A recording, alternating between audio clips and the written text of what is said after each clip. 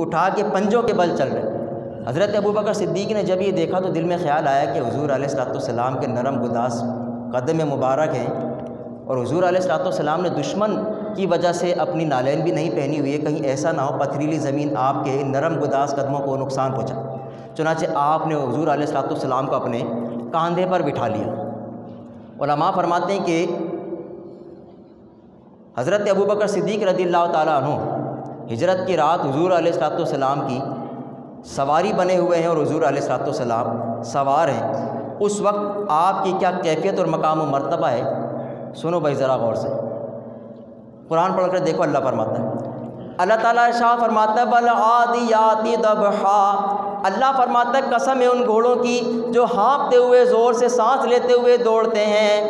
اللہ نے فرمایا کہ مجاہدین کے گھوڑوں کی قسم، وہ جو میدان جہاد میں ہانپتے ہوئے کانپتے ہوئے اور سانس لیتے ہوئے دوڑتے، اللہ نے مجاہدین کے گھوڑے کی قسم یاد فرمائی۔ میرے دوست بزرگوں ذرا غور فرمائیے گا، اللہ کو مجاہد اسلام کے گھوڑے کی سانس، اس کا ہانپنا اتنا پسند آیا کہ اللہ نے قرآن میں اس کی قسم یاد فرمائی۔ غور کرو، آج ہجرت کی رات نبی پاک علیہ السلام حضرت ابوبکر صدیق کے کاندھوں پر سوار ہیں، ذرا سوچو آپ کی سانس اللہ کو کتنی محبوب ہوگی۔ دوسرا، حضرت زید بن ثابت فرماتے ہیں کہ ایک مرتبہ ہم بنو نجار کے محلے سے گزر رہے تھے، حضور علیہ السلام اپنے خچر پر سوار تھے۔ فرماتے ہیں اچانک حضور علیہ السلام کا خچر اتنا بھدکا کہ قریب تھا کہ وہ رسول اللہ کو گرا دیتا۔ فرماتے قریب ہی دیکھا کہ کچھ 4-5 قبریں تھیں۔ حضور علیہ السلام نے پوچھا کہ کسی کو بلاؤ اور معلوم کرو کہ یہ قبریں کن لوگوں کی ہیں۔ ایک شخص آیا، اس نے کہا یا رسول اللہ میں جانتا ہوں یہ کن لوگوں کی قبریں ہیں۔ حضور نے فرمایا بتاؤ کہ یہ ایمان پر مرے تھے یا کفر پر ان کا خاتمہ ہوا تھا؟ اس نے کہا یا رسول اللہ ان کا خاتمہ کفر پہ ہوا تھا۔ علماء فرماتے ہیں کہ حضور علیہ السلام کے خچر نے ان پر ہونے والے عذاب کو دیکھا اور سنا، جس کی وجہ سے وہ بھدکنے لگا۔ میرے دوست بزرگوں ذرا غور فرمائیے گا، جس سواری پہ نبی پاک علیہ السلام سوار ہو جائیں، اس کی نگاہ اور سماعت کا یہ عالم ہو کہ عالم برزخ میں ہونے والے عذاب کو دیکھ لے۔ آج ہجرت کی رات حضرت ابوبکر صدیق کے کاندھوں پر نبی پاک علیہ السلام سوار ہیں، سوچو آپ کی نگاہ اور سماعت کا کیا عالم ہوگا۔ تیسری دلیل،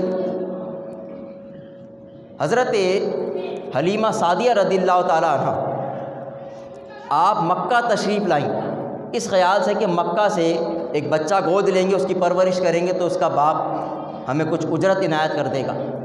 جس سواری پہ وہ آئی تھی اس کو بڑا ہکالنا اور دھکیلنا پڑتا تھا اور گھسیٹ گھسیٹ کے اس کو چلانا پڑتا تھا، وہ بڑی لاغر اور کمزور اونٹنی تھی۔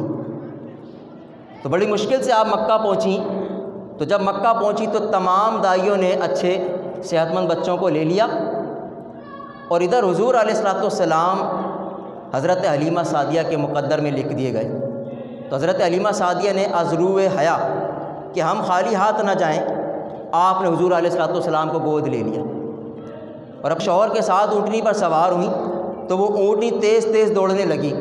دائیوں نے کہا اے حلیمہ، ہمیں نہیں لگتا کہ یہ وہی اونٹنی ہے، اس میں اتنی تیزی کہاں سے آ گئی، ایسی طاقت کہاں سے آ گئی؟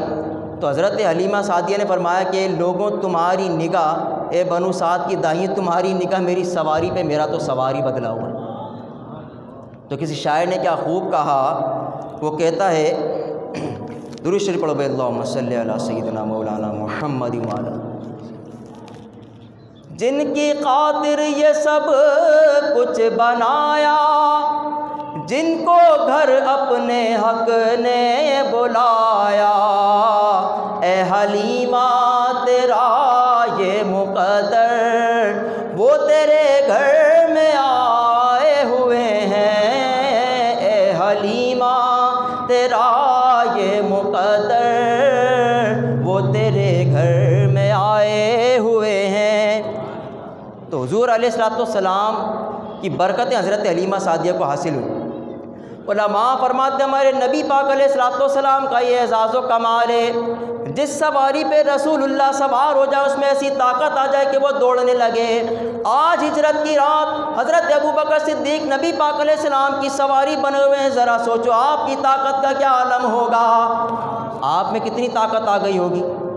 تو لوگ کہتے ہیں نا کہ حضور علیہ الصلوۃ والسلام غار ثور میں گئے تو وہ اتنی اونچائی پر ہے، جو حج اور عمرہ کر کے آئے وہ کہتے ہیں ہم تو ہانپتے کانپتے وہاں تک پہنچے۔ تو آج پتہ چلا کہ صدیق اکبر کیسے حضور علیہ الصلوۃ والسلام کو اپنے کاندھوں پر سوار کر کے وہاں تک لے گئے، وہ طاقت تو رسول اللہ سے مل رہی تھی۔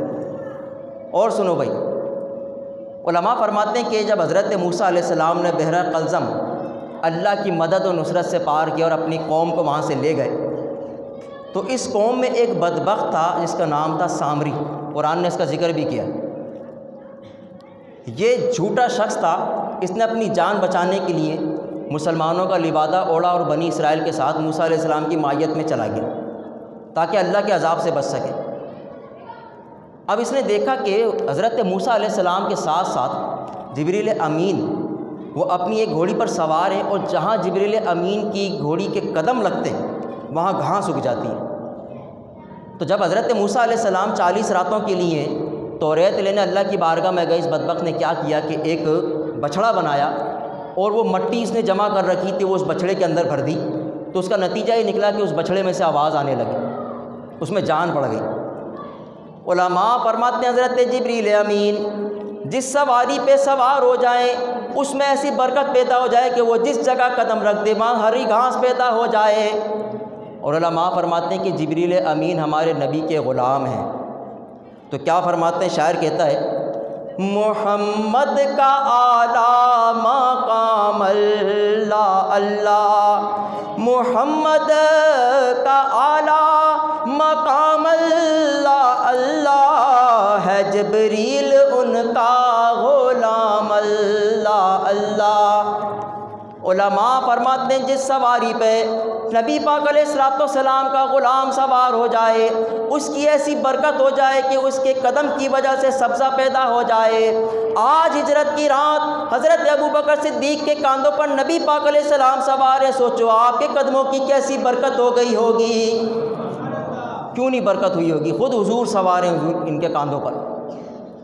بخاری شریف کی حدیث ہے حضرت موسیٰ علیہ السلام کی قوم آپ کو بڑا تنگ کرتی تھی اور کہتی تھی کہ یہ داغدار ہیں، ان کے جسم میں کوئی داغ ہے اس لیے ہمارے ساتھ نہانا اور پانی میں کھیلنا کودنا پسند نہیں کرتے۔ حضرت موسیٰ علیہ السلام بڑے حیادار تھے، لہٰذا آپ کبھی لوگوں کے سامنے اپنا لباس نہیں اتارتے تھے، بلکہ تنہائی میں جا کر آپ نہاتے اور لباس اتارتے۔ چنانچہ ایک مرتبہ ایسا ہوا کہ لوگوں کے اعتراض کو دور کرنے کے لیے اللہ نے اہتمام فرمایا، حضرت موسیٰ علیہ السلام نے اپنا لباس اتار کر پتھر پہ رکھا۔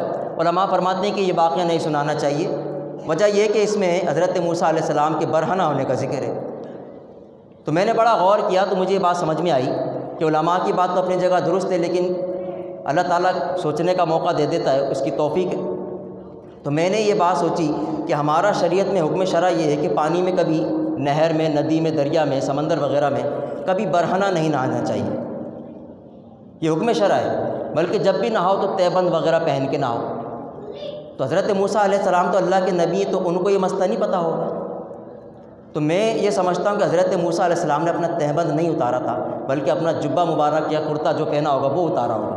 بہرحال آپ نے وہ لباس اتار کے ایک پتھر پہ رکھا تو وہ پتھر دوڑنے لگا، حضرت موسیٰ علیہ السلام اس کے پیچھے پیچھے بھاگے، ثوبی حجر ثوبی حجر ثوبی حجر، پتھر میرے کپڑے پتھر میرے کپڑے۔